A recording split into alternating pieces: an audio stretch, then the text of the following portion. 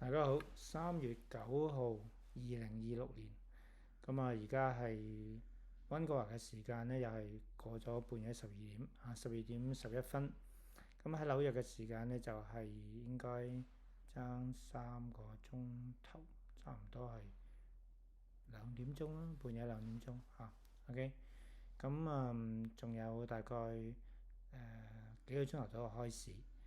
今日呢，佢主要講一講呢個戰爭對股市嘅影響啦，同埋佢嘅動向係點啦。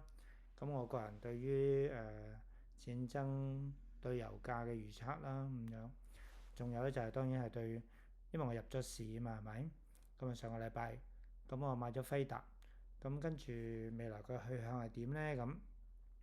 我係會大概係幾時放咧？或者我會唔會加碼咧？諸如此類咁。今日咧就講一講。其實喺錄影嘅時候咧，我都好多掙扎，因為第一我又唔係為點擊率，又唔係為咗乜嘢咁。有時我發覺而家我會係用好多時間去思考、去分析、去諗嘢，就係講嘢嘅時間咧係少咗嘅。或者我中意諗嘅多啲啦，係嘛？OK，好啦，先睇一睇現時嘅市況先。現時市況咧，最主要係呢個左手邊你見到呢個視頻上面啦，應該睇到就係嗰個油價咧係已經去到104蚊啊，係一支火箭咁飛升上去。對於整體嘅大市咧，又會係點樣樣咧？呢個都係同個伊朗戰爭有關。我不如就先講伊朗戰爭啦。假如一定要代入去嘅，假如我係Donald Trump，咁當然我唔係啦。即係我假如我係做呢個執行嗰個，或者係做計劃嗰個，我係會點樣去處理咧？咁梗係要個假設性，用 critical thinking。跟住如果你覺得我嘅假設係啱嘅，跟住咪可以睇下事實會唔會係咁。如果真係事實係咁嘅，跟住我哋咪可以 adjust 我哋嗰個 financial 呢個management，即係點樣去投資。第一一定係速戰速決。所以速戰速決咧，我一定要比較啊，就話唔係話打2-3年諸如此類咁。所謂速戰速決應該係喺1個月至幾個月之內，最好希望喺1個月度啦。OK，但係如果係有咩阻滯嘅話咧，就會越快越好。如果我係總統，我係會真係定就係30日，或者最多去到45日。而我要達到嘅目標係咩咧？即係如果我係總統，我會係第一係要將佢嗰個核子力量，最緊要核子力量係完全變成零。變成零即係話連鈾嘅資源一係就全部消滅，一係就全部搬走。所以如果要搬走呢啲鈾嘅資源嘅時候，最好就係能夠遠程咁樣，唔使人去就燒毀咗。但係如果科學家話唔可以咁樣燒毀嘅，係必須要有地面部隊直情去到嗰度當地去嗰度燒毀或者搬走嘅話咧，咁就一定要落地面部隊啦。當年拉登都要落地面部隊啦，去攞濃縮鈾可能都需要。頭號嘅責任係將佢變成無核化嘅國家。至於佢究竟個政權會唔會改變呢個係其次。最緊要無核化，即係將隻老虎要將啲牙全部剝晒，爪全部攞走晒。咁就算老虎喺度都冇用啦，係咪先？變咗冇牙老虎，呢個係首要責任。喺要達到呢個無核化嘅方案咧，其實30日內咧係一定做到嘅。呢個大家諗下係咪 ？OK。但係相反，如果你話將成個伊朗咁大個國家嘅人咧，係要將佢一日或者1-2個月改變成為一個自由民主國家啦，呢就真係千諗都唔好諗。因為佢哋係一個神權政府咧，佢哋可以係為咗佢自己嘅信仰咧作出任何嘅犧牲。呢一方面嚟講咧，係好難講佢會拖幾耐，所以就要行第二個目標啦。第二個目標係要無核化之後，就第一個目標啦。第二個目標就將佢所有嘅可以再生嘅軍事力量全部要打殘，全部要打殘。咁呢個軍事力量全部打殘咧，就包括佢嘅後勤補給，所有嘅油庫啊、煉油廠全部要打爛晒。所以美國嘅戰爭部長講，海格薩斯話根本呢個戰爭都係啱啱開始，都未開始，而家只不過係一個初步。佢嗰啲轟炸機都正準備出動，就係要大量摧毀晒呢啲有生嘅戰爭力量。咁等佢就算係即係第一個目標一定要達成咗啦，即係攞晒啲冇核化、冇晒濃縮鈾。第二就將佢所有嘅牙爪啊全部剝晒。嗱，達到呢兩個目標之後，我唔排除，如果佢投降就投降，如果佢唔投降，都要暫時撤兵啊。但係喺第二個情況，將嗰啲牙剝晒嘅時候咧，亦即是表示佢冇晒遠程嘅導彈，連嗰啲咁嘅無人機都大量打晒。咁變咗咧，嗰個海峽就可以通行，就變咗啲船咧就可以暢順經過。喺呢個情況底下，我唔排除仲會留翻起碼一個戰鬥群喺呢個海峽嘅旁邊，係確認呢個海峽盡量係暢通無阻，又或者係利用遠程嘅導彈閘住喺附近，隨時如果發現對方仲有啲係剩餘殘餘嘅部隊係對商船作出影響咧，就要即刻發出攻擊。當呢啲部署好咗，我覺得唔需要好耐，大概30日到45日應該可以，咁就可以宣告勝利。當然，如果伊朗話投降嘅，咁就賺到啦。但係伊朗唔投降嘅，都要宣布勝利。OK 嗱，如果唔係嘅話咧，再拖落去係會引發好多嘅後遺症，而總統唔可以承受嘅，包括中期嘅選舉，仲有包括最主要係側邊呢個油價不斷飆升，會產生呢個副作用，就係可能引起嘅通貨膨脹。因為美國唔會俾有通貨膨脹，所以大家要記住，千祈唔好去追揸呢啲石油。呢個石油係只宜你沽翻佢落嚟，而不宜你揸佢上去。喺現今呢個價位，呢個價位就太高啦。當如果正話嗰個30日到45日嘅目標達成嘅時候咧，油價一定大幅回落。喺嗰個時候咧，如果你仲係揸油價就大鑊。OK， 咁變咗咧係即係有一啲油同油價相反走向嘅金融工具，咁嗰陣時你就可以買入啦。OK， 變咗呢一個係可預知嘅賺錢機會，非常之難能可貴啊！油價上一次升上去，大家唔知㗎嘛，係咪？但係油價冧翻落嚟，大家一定都會知，所以呢個係難得嘅賺錢機會。咁30日到45日，大家如果睇新聞嘅話，緊張就係一段時間。你諗住長期打落去，係唔係一個最佳嘅選擇 ？OK， 咁至於幾時停，至少話會唔會25日停、20日停或者35日停？嗱，呢個完全係取決於呢個美國總統啦。OK， 同埋呢個戰爭部長佢哋意見。OK， 因為仲有好多嘅嘢要繼續做，例如古巴已經成20個鐘頭每一日停晒電，咁古巴嘅領導人都要出嚟講話，要希望咧同美國佬和談，所以古巴已經係被收拾咗，因為冇晒油，冇油就會冇電，冇電你諗下，手機冇電，煮飯又冇電，連啲即係煮咩都用電嘅，係咪先？汽車又冇電，你車又行唔得，手機電腦乜都用唔到。咁喺個情況底下，嗰個人民古巴人民突然間變翻係幾多？變翻係可能200年前、300年前，唔通真係要上山斬柴去開火煮嘢食咩？係咪先？所以咧，古巴係要馬上收拾殘局。呢個其實係收割，唔係叫收拾。古巴用收割 harvest。仲有跟住點咧？北朝鮮咧，北朝鮮咧就用收拾。嗱，中文明白嚇。北朝鮮就收拾，古巴就收割，咁仲有好多嘢，種子已經落咗田，然後已經係收割莊稼要熟嘅時候，而家係要收割嘅時候，變咗咧美國總統有好多嘢要做。今次美國總統被行刺而冇死到咧，其實佢真係由上帝救翻佢一條命，咁所以佢亦都係一個即係我講最近啦，係一個好虔誠嘅喺自己行動上面，佢係有信仰嘅，信基督嘅一個總統。咁嗱，我哋都信主耶穌，信基督㗎，大家信仰一樣。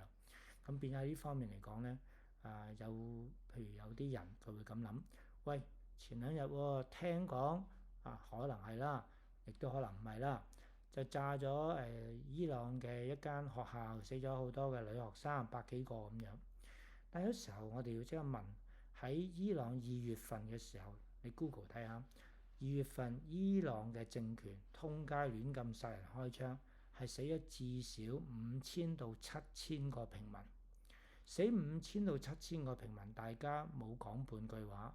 突然間打仗 ，OK， 死咗100幾個人，可能係女學生啦，咁大家咧就即刻就去鬧嗰個係執行呢個行刑咁啦，去收拾伊朗嘅人。呢個咧，如果大家熟讀聖經嘅時候咧，你就發現咁有2個城市佢哋罪惡累累，一個叫做所多瑪城，一個叫俄摩拉城。咁上帝仲派天使去，就話你睇下佢哋可唔可以改過。天使去到嘅時候，嗰啲人不單止唔願意改過，嗰啲人咧仲要話天使你出嚟，因為天使做咗個人形咁行入去，你出嚟我要雞姦你，仲要搞到咁。咁結果上帝就毀滅咗呢2個城，全部人所有死晒。咁當呢2個城被毀滅咗，咁唔通我哋話上帝係壞人啊？上帝懲罰佢哋呢啲壞人，搞到成個城死晒喎。咁你去鬧上帝啊？係咪啊？你諗下，就因為上帝俾咗機會佢哋改過，佢哋有冇改過？冇。佢不斷咁樣咁邪惡咁對待人民。好啦，佢殺咗幾千個人，你唔出聲。佢而家上帝去，上帝其實 Donald Trump 邊度係上帝啊？Donald Trump 而家就係發幾粒炸彈即係可有機，就算佢係誤殺咗100幾個學生，就算係咁，相對於上帝公義懲罰2個大城市全部死晒，你諗一諗 ，OK？ 喺呢種情況底下，有好多傳道人咧，佢成日都避免講一個真嘅意思，有時避忌，就係話上帝係公義嘅。佢哋大家只係會講上帝係慈愛嘅，係當然上帝係慈愛嘅，但係你要記得上帝係公義嘅。所以當我哋要信神嘅時候，其實我哋主要係要敬畏神，我哋要尊敬佢，但係都要畏懼神，因為神係公義嘅。你犯罪，佢一定會懲罰你。OK， 咁你諗下，如果咁多新聞流出，中共政府喺活摘器官，生勾勾劏咗你之後，攞咗你器官就由你掉喺一邊死咗佢，或者 KK 園咁，又係活摘器官喺公海度抌你落海，即係佢哋犯嘅罪實在係太離譜。可唔可以同俄摩拉所多瑪比較？我唔知，因為我唔係當時嘅人。但係今時今日，我哋發現呢個邪惡喺幾個軸心國家，咩共產國家、伊朗諸如此類好似俄羅斯無端端去打人，已經係太離譜啦。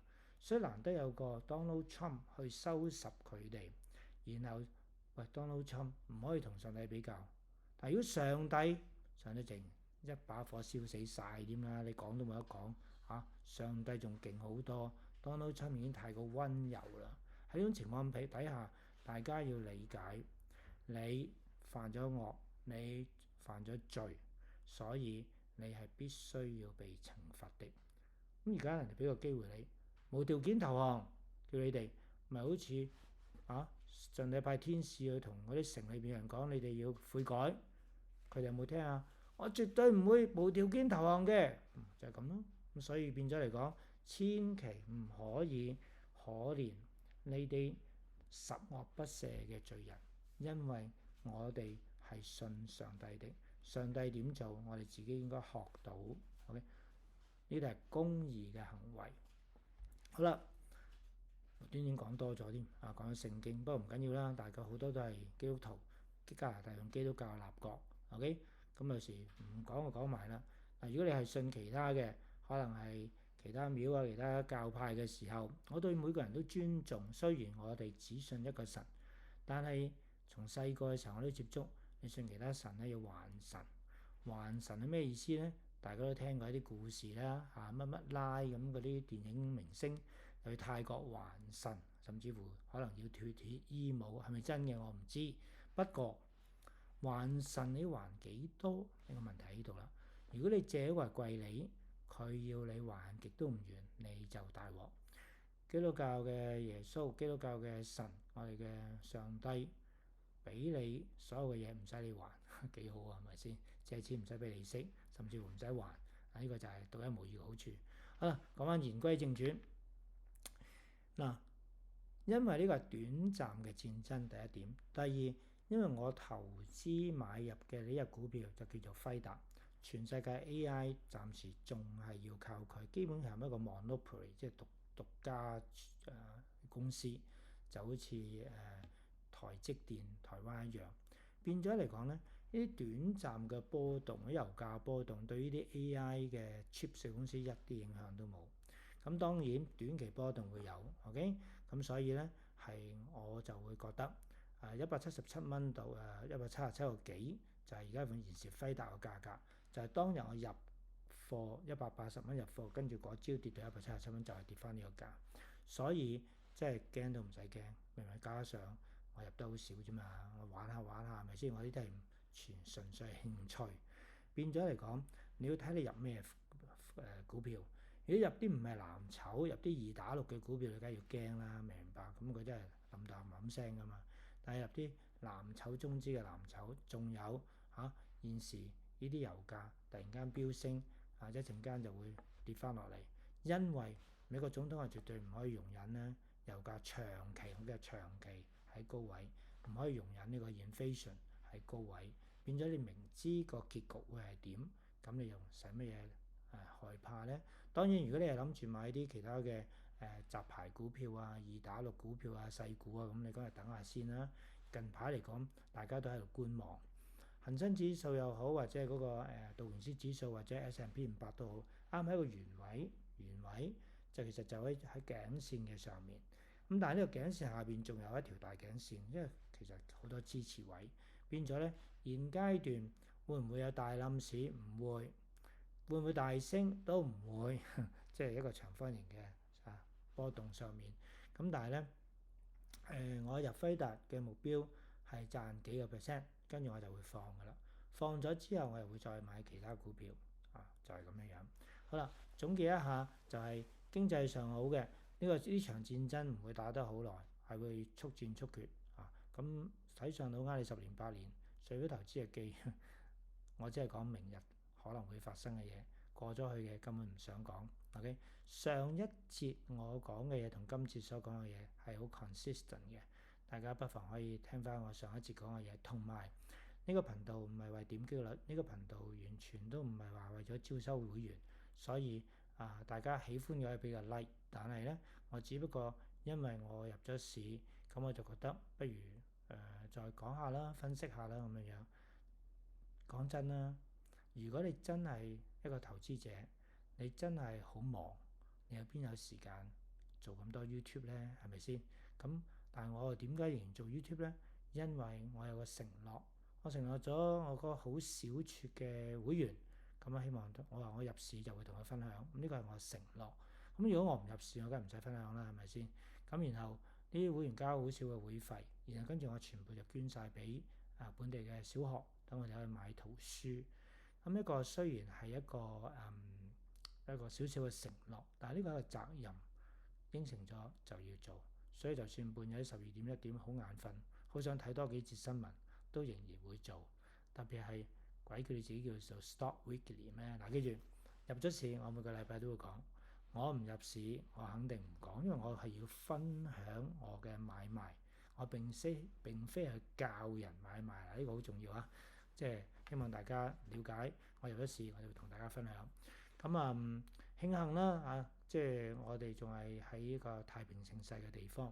雖然咧左膠好流行，特別加拿大離晒大譜，但係咧就係相對於戰火連天嘅伊朗同埋其他地方咧，或者古巴連電都冇咧，我哋就係算做好好啦。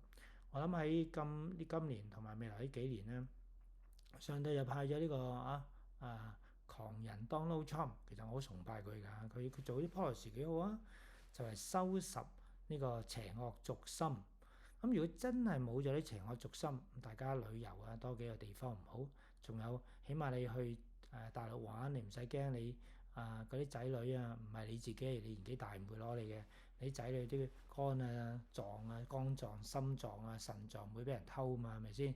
又或者起碼你到時走去柬埔寨睇下吳哥窟，你又唔會驚話俾人哋標咗心去咗呢個 KK 園，即係話起碼有一個 Donald Trump 喺度嘅時候主持下公道，將呢個邪惡軸心擺平咗佢，起碼我哋翻一個升平盛世嘅年代係咪先？全世界旅遊都可以啊嘛，係咪先？